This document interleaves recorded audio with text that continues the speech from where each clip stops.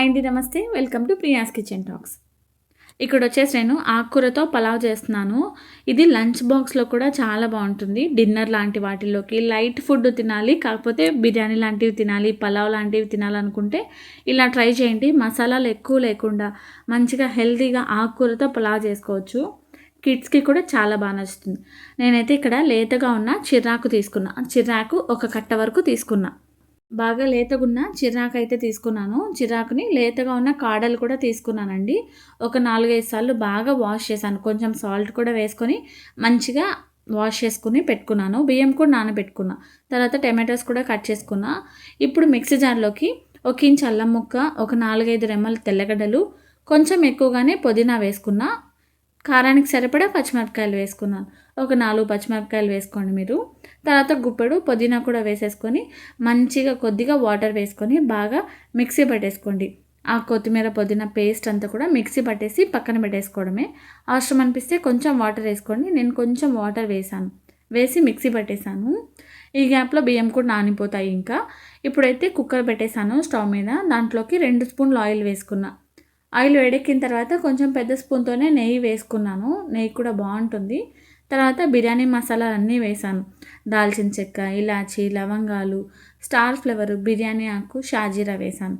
ఇవి వేసిన తర్వాత వేగిన తర్వాత ఆనియన్స్ కూడా వేసుకున్నా.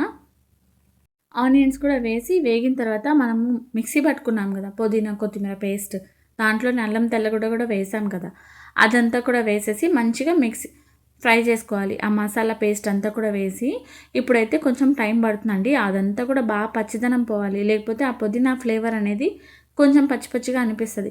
కాబట్టి బాగా వేగాలి. వేగిన తర్వాత టమాటో వేసుకున్నాను.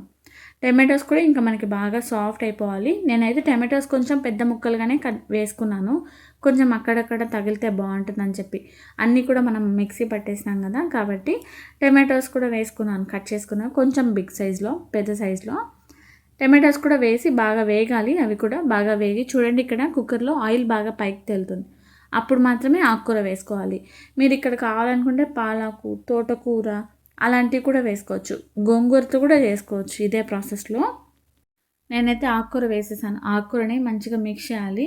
ఆకుకూర కొంచెం ఫుల్గా ఉంది కాబట్టి కొంచెం స్లోగా కింద పడకుండా మంచిగా మిక్స్ చేసుకుంటున్నాను. అయితే ఇక్కడ ఆకుకూరను ఒక 5 నిమిషాలు బాగా కలిపిన తర్వాత చూడండి బాగా తక్కువైపోయింది. అందులో ఉన్న వాటర్ కొంచెం ఎక్కువగా ఉంటుంది కదా ఆకుకూరలో, కాబట్టి ఆ వాటర్ కంటెంట్తోనే ఆకుకూర కూడా బాగా తొందరగా ఉడికిపోతుంది. ఆకుకూరను కూడా బాగా ఫ్రై చేయండి. తర్వాత వచ్చేసి ఇక్కడ నేను సాల్ట్ వేసుకుంటున్నా. సాల్ట్ 2 టీ స్పూన్ల వరకు వేసుకుంటున్నా. చిటికెడు పసుపు వేసాను. ఇంకా ఆల్రెడీ పచ్చిమిరపకాయలు వేసాం కదా మిక్సీ జార్లో, అందుకని చెప్పి కొంచెం మాత్రమే కారం వేసా. తర్వాత గరం మసాలా మీకు నచ్చితే వేసుకోండి, లేదు అనుకుంటే గరం మసాలా స్కిప్ చేసేసేయండి. నేనైతే వేసాను, బిర్యానీ ఫ్లేవర్ రావాలి, పలావ్ లాగా ఉండాలని చెప్పేసి. మీకు మంచిగా ఆకుకూర ఫ్లేవర్ బాగా రావాలనుకుంటే గరం మసాలా అయితే స్కిప్ చేసేసేయండి. గరం మసాలా కూడా వేసిన తర్వాత చూడండి, ఇక్కడ ఆల్మోస్ట్ మనకి దీనికి కూడా ఆయిల్ బాగా పైకి తేలేంత వరకు ఫ్రై చేసుకోవాలి. ఇప్పుడు నానబెట్టుకున్న బియ్యం అయితే వేసేసాను. బియ్యం నేను 1.5 గ్లాస్ తీసుకున్నా. 1.5 గ్లాస్ బియ్యము తీసేసుకొని ఆకుకూరలో బాగా కలిసేలాగా బాగా కలుపుకోవాలి. మొత్తం మసాలాలన్నీ కూడా బియ్యంకి బాగా పడితే బియ్యం బాగా పొడి పొడిగా వస్తుంది కదా, అందుకని చెప్పేసి మంచిగా ఆకుకూరనంతా కూడా బియ్యం బాగా మిక్స్ చేసేసాను.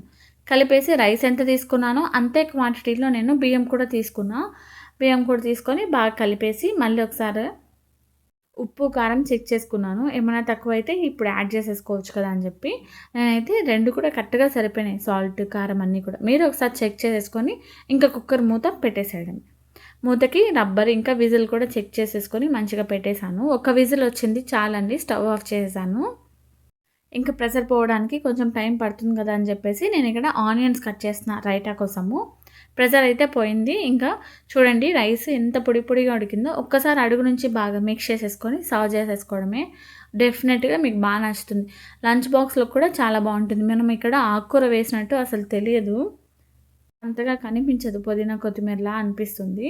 కాబట్టి చాలా బాగా తినేస్తారు పిల్లలు కూడా. సోను కూడా బాగా నచ్చింది, సోను కూడా బాగా తిన్నాడు. సోను మామూలుగానే బిర్యానీలు, పలావ్ లాంటివి బాగా ఇష్టంగా తింటాడు. అందుకని చెప్పేసి తన కోసం నేను ఇలా ఆకుకూరతో ట్రై చేశాను.